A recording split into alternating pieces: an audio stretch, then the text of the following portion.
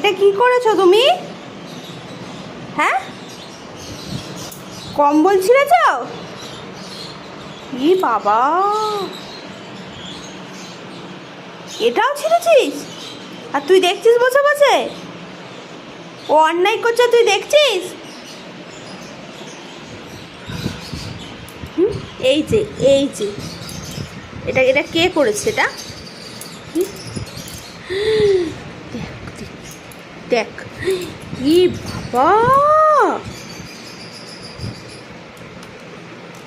ছাড়ো ছাড়ো, ছাড়বে না তুমি? আস্তে আস্তে। কি এটা?